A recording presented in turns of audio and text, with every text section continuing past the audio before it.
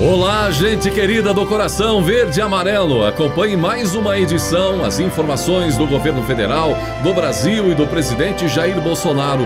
Gratidão a você que sempre deixa o seu comentário, participa do chat ao vivo, além da sua opinião, comenta nos contando de onde você nos acompanha. E lembramos, inscreva-se em nosso novo canal JB News, o link está na descrição. E vamos agora às notícias desta edição. O senador José Serra, PSDB, 78 anos, foi denunciado pela Força-Tarefa da Operação Lava Jato em São Paulo por lavagem de dinheiro. De acordo com o Ministério Público Federal, o ex-governador de São Paulo recebeu da Odebrecht cerca de 4,5 milhões entre 2006 e 2007. O montante seria supostamente usado para usar nas suas campanhas ao governo do estado de São Paulo e cerca de 23 milhões, atualizados em 191,5 milhões entre 2009 e 2010 para a liberação de créditos com a Dersa, estatal paulista extinta em 2019. Na operação, a Polícia Federal cumpriu 8 mandados de buscas e apreensão em São Paulo e no Rio de Janeiro.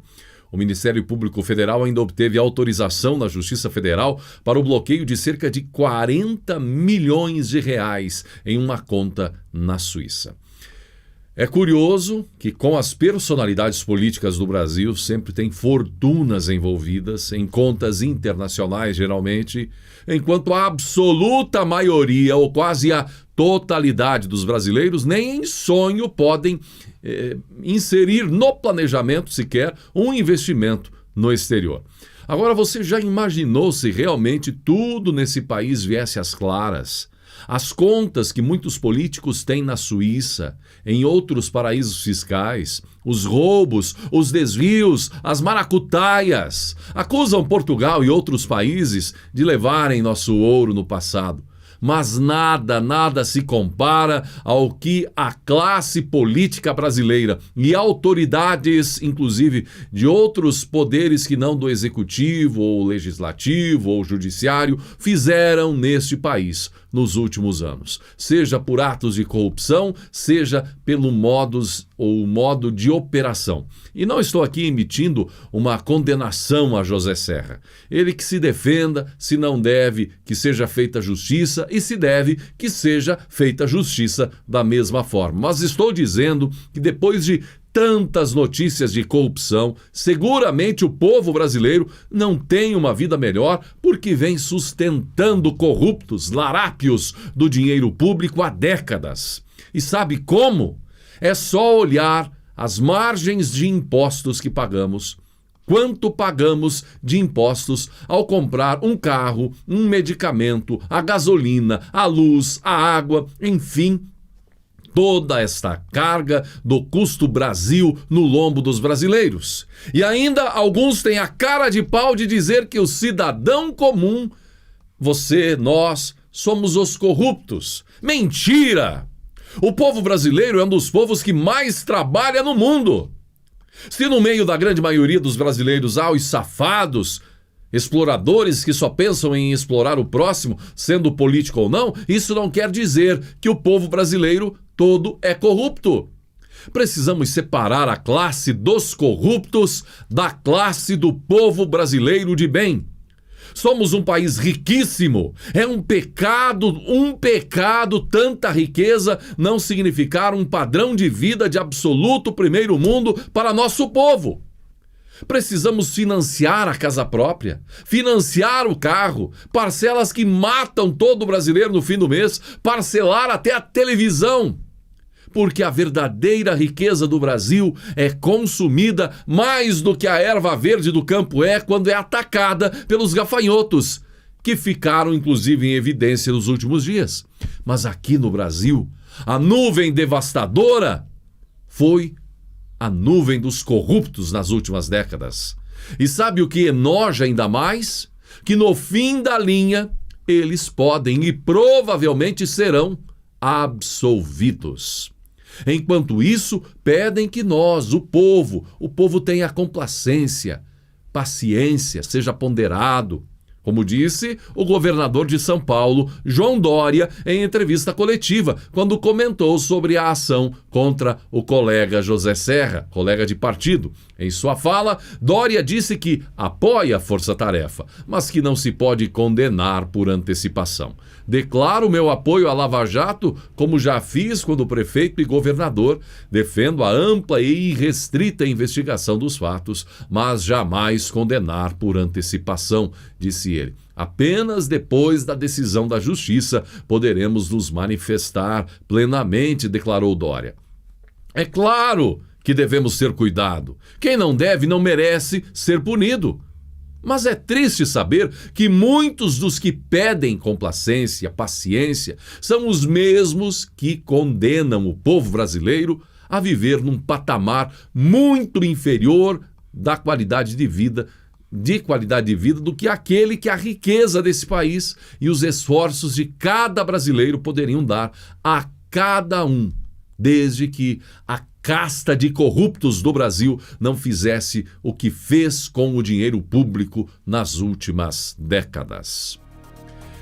E falando em João Dória, a sua esposa, a primeira-dama do estado de São Paulo, foi duramente criticada nas redes sociais depois de opinar sobre dar ou não comida a moradores de rua. O vídeo em que a primeira-dama de São Paulo, Bia Dória, diz que é errado dar marmita a mendigos, revoltou a internet. As críticas consideraram até o fato do marido, o governador João Dória, aplicar multa de R$500 a quem for flagrado sem máscara no estado, enquanto Bia, a esposa de João Dória, aparece ao lado de Val Marchiori sem utilizar a máscara. Muitos entenderam que a presidente do Fundo Social de São Paulo, a primeira-dama, diz que o mendigo escolheu ficar na rua por capricho. Ela diz: não é correto chegar na pessoa que está na rua e dar marmita, porque a pessoa tem que se conscientizar que ela tem que sair da rua, afirma. A rua hoje é um atrativo, a pessoa gosta de ficar na rua, completou ela, causando revolta. Pode até ter uma explicação, mas realmente ficou incompreensível esse posicionamento. Não convenceu. Grande parte dos internautas se revoltaram contra a opinião da esposa de Dória. E você, o que acha? Você acha que o mendigo escolheria ficar na rua se tivesse uma oportunidade decente em outro lugar? O governo federal, por meio do Ministério do Meio Ambiente, criou o programa Floresta Mais para valorizar quem preserva e cuida da floresta nativa do país. O projeto piloto começa destinando R$500 milhões para a conservação da Amazônia Legal. O programa conta com a participação do setor privado e de recursos de acordos internacionais. Esse é o maior programa de pagamento por serviços ambientais no mundo na atualidade. Os R$500 milhões recebidos do Fundo Verde do Clima vão remunerar quem preserva. Vamos pagar pelas boas práticas e reconhecer o mérito de quem cuida adequadamente do meio ambiente, disse o ministro do Meio Ambiente, Ricardo Salles, durante reunião virtual. Podem participar do programa pessoas físicas ou jurídicas de direito público ou privado, grupo familiar ou comunitário que de forma direta ou por meio de terceiros executam atividades de serviços ambientais em áreas mantidas com cobertura de vegetação nativa ou sujeitas à sua recuperação. O Brasil, gente, conta com 560 milhões de hectares de floresta nativa no território brasileiro. E sobre a polêmica envolvendo a Globo e as transmissões de jogos pelos clubes de futebol, o presidente Jair Bolsonaro comentou sobre a MP 984, que dá ao clube mandante a possibilidade de negociar os direitos de transmissão, e provocou a Globo, o presidente. Uma televisão que tinha um monopólio e pagava 500 mil, 600 mil para cada jogo.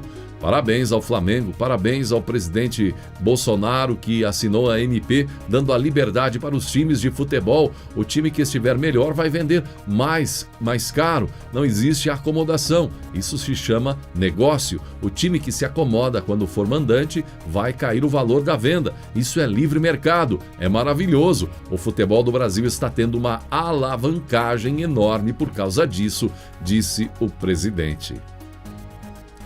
O Ministério da Educação anunciou o repasse de cerca de 200 milhões de reais para investimentos em infraestrutura e equipamentos nas universidades e institutos federais. As instituições receberão R$ 800 mil a até 4 milhões de reais, de acordo com o projeto selecionado. O secretário executivo do MEC, Antônio Paulo Vogel, explicou que os recursos serão investidos em 3 frentes: segurança, com ações para combate a incêndio e pânico, acessibilidade e vigilância monitorada, redução de despesas futuras, como aquisição de placas de energia fotovoltaica e retomada de obras e investimentos em equipamentos de tecnologia de informação e comunicação. Além disso, o MEC anunciou que vai incrementar o orçamento da Empresa Brasileira de Pesquisa e Inovação Industrial, ampliado de 28 milhões para 50 milhões de reais. O orçamento que vai possibilitar a abertura de um edital para o credenciamento de novas universidades e institutos federais como unidades de inovação. O objetivo do projeto é estimular a relação entre as instituições de ensino e empresas privadas na pesquisa aplicada à indústria, com o desenvolvimento de projetos que atendam às demandas do setor. A ideia é que a universidade sirva cada vez mais ao setor produtivo, disse o secretário de Educação Superior do MEC, Wagner Vilas Boas. E por falar em educação, o secretário de Educação do Paraná, Renato Feder, é o indicado pelo presidente Jair Bolsonaro como novo ministro da Educação. Feder era um dos cotados para a vaga quando o ex-ministro Abraham Weintraub deixou o governo no fim de junho. Feder conta com o apoio do governador do Paraná, Ratinho Júnior, do PSD.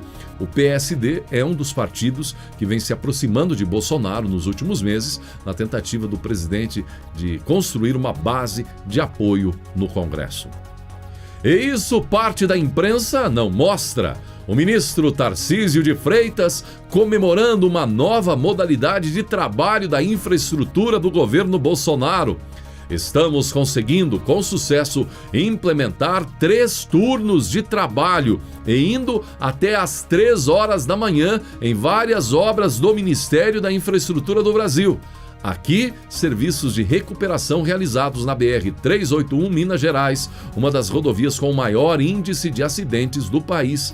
E ele complementa com uma bela foto de operários em ação durante a noite. Enquanto no passado, governantes tinham o 3º turno para a corrupção, o atual governo tem para trabalhar pelo Brasil. E não adianta a extrema imprensa reclamar, vir falar da gente aqui por essa opinião, que é isso, é aquilo, é puxa-saquismo. Enquanto o governo não tiver escândalos de corrupção, a maioria do povo brasileiro, vendo esse exemplo citado agora há pouco, vai estar sim ao lado do presidente Jair Bolsonaro. Agora, o pastor Silas Malafaia tem sido um dos mais aguerridos defensores do presidente Jair Bolsonaro nas redes sociais. Agora, uma postagem dele levou muitos brasileiros ao riso. Não se sabe se é uma imagem recompartilhada ou quem é o autor da imagem ou da frase. Mas a imagem e a frase certamente vão levar você ao riso. A frase diz o seguinte: quero ver a cara dos gafanhotos quando chegarem ao Brasil e descobrirem que um certo partido, e ele cita o partido, chegou na frente e devastou tudo. Talvez seja por isso que a nuvem já esteja mudando de direção. Segundo o ministro do Desenvolvimento Regional, Rogério Marinho, o governo do presidente Jair Bolsonaro já entregou 500 mil unidades habitacionais. E Marinho, inclusive, ao lado do presidente, declarou: o seu governo, presidente Bolsonaro, já entregou 500 mil unidades habitacionais desde o início. São 500 mil famílias já atendidas, mais de 5 bilhões de reais do Orçamento Geral da União. O senhor não tem deixado faltar recurso para um programa tão importante que é o habitacional, disse o ministro Marinho ao presidente. Segundo ele, existem 289 mil unidades habitacionais em carteira. Estamos fazendo a retomada de empreendimentos toda semana. São quase 100 mil unidades paradas que o senhor herdou e nós vamos retomar todas, acrescentou o ministro. Das 100 mil, 11 mil já foram retomadas e a expectativa é de que até o fim do ano 50 1000 unidades sejam finalizadas. É importante, não esqueça de fazer sua inscrição em nosso novo canal JB News e não esqueça de acionar o sininho de notificações. Link na descrição. Vamos agora à reflexão de hoje. Um grande amor. Stella estava sentada na sala. Era inverno, mas o maior frio que ela sentia vinha de dentro da alma. Jamais ela sentira tanto medo da tempestade, dos ventos gelados e da chuva. É que agora estava sozinha. Seu querido David havia partido há 3 meses. Ela jamais poderia imaginar que sentiria tanto a sua falta. Desde que o diagnóstico de câncer terminal chegara, ela se preparara para a partida de David. Ele também. Homem organizado, deixara toda a papelada em ordem. Dinheiro não lhe faltaria para as necessidades. Ele pensara em tudo. Mas a ausência dele era terrível. O terceiro toque da campainha. Ao terceiro toque, ela se levantou para atender a porta. Antes, olhou pela janela, um pouco desconfiada. Afinal, havia tantos assaltos. Era um rapaz com uma caixa grande. Viu o carro de entregas estacionado em frente ao portão. Abriu a porta e o ar gélido entrou, tomando conta da sala inteira. "É a senhora Araújo?" perguntou o funcionário. Ao sinal afirmativo de Stella, ele pediu licença para entrar e colocou a caixa no meio da sala. Antes que pudesse indagar qualquer coisa, o entregador, jovial, foi explicando. "A senhora nos desculpe, era para entregar somente na véspera do Natal. Porém, hoje é o último dia de expediente no canil. Espero que a senhora não se importe." Entregou-lhe um envelope, abriu a encomenda e retirou o presente. Um filhote de cão labrador. "A carta explica tudo", continuou o rapaz. "O cão foi comprado em julho, quando a mãe dele estava prenhe. Ele tem 6 semanas de idade e é um cão doméstico. A senhora espere um pouco que vou buscar o restante da encomenda." Largou o cãozinho e ele foi se sentar aos pés de Stella, fungando feliz e olhando para ela. O restante da encomenda era uma caixa enorme de alimentos para cães, uma correia e um livro, Como Cuidar de Seu Cão Labrador. Stella continuava parada, estática. Acabara de reconhecer no envelope a letra de David. Quando o entregador se foi, ela andou de volta até a sua poltrona. Tremia inteira.